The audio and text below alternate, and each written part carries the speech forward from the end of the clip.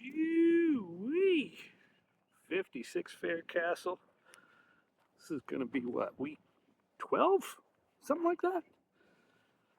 But we got some developments. We got our brick on site. Gotta change that brick house. Yeah, that's right. Rick James, what do you know? Mortar, your wholesome mortar. We're going to do a walk around the outside first. So you'll notice you have shingles in place. All the electric is run. Obviously, your brick being on site, don't mind my fat finger there. Your brick being on site is huge. That means that the next step is going to be them putting on what we call the lath, which is these little metal L-shaped brackets that will attach to the outside of your home. What they do is they go through the board and into the stud on these little brackets that sit like this, and the bottom part of that L gets wedged in between the bricks in mortar, and that's what holds the brick to the structure. I'm sure I'll get video before they do that, before they put the brick on, so you can see how many of those things go on the house. It's crazy town. So we've had a lot of lumber in and out. Obviously they're trimming, tightening up, making sure everything is right. We have your 4x4 for your column set.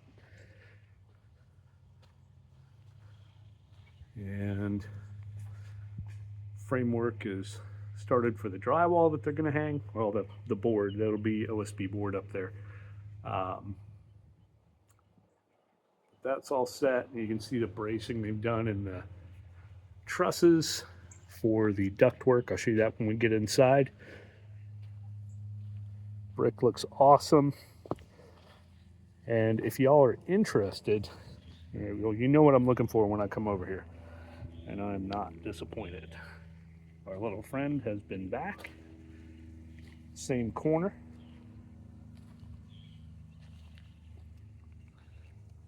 Yep. So if you guys want, we always have a boatload of brick left over.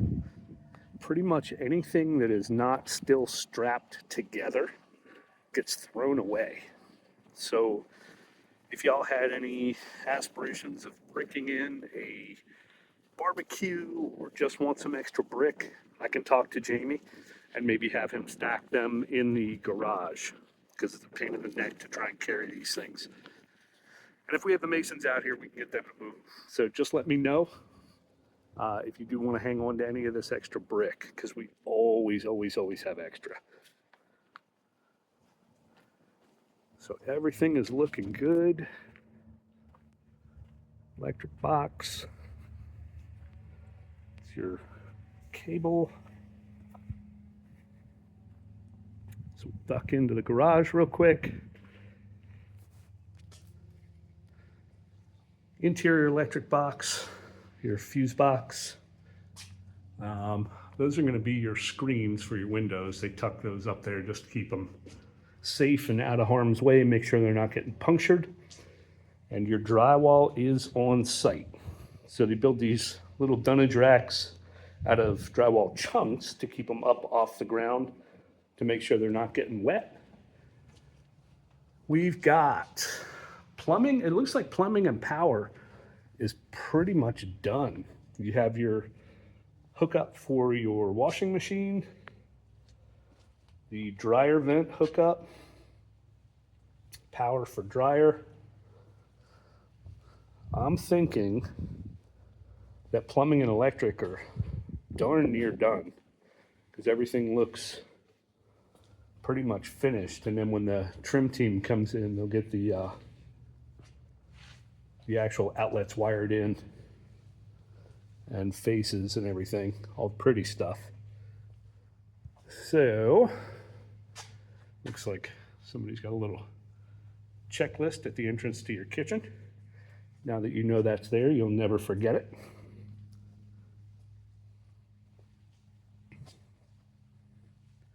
So things are looking really good. We have all of your registers are installed on your ducts.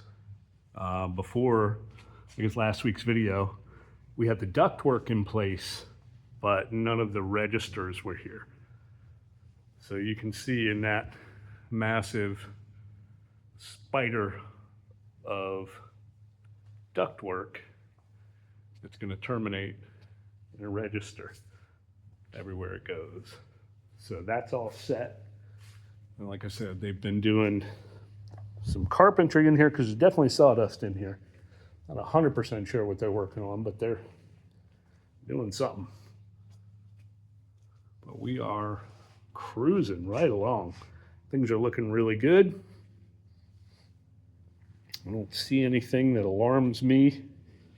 So like all the plumbing is buttoned up and roughed in. Haven't seen anything dripping or anything leaking, which is a plus.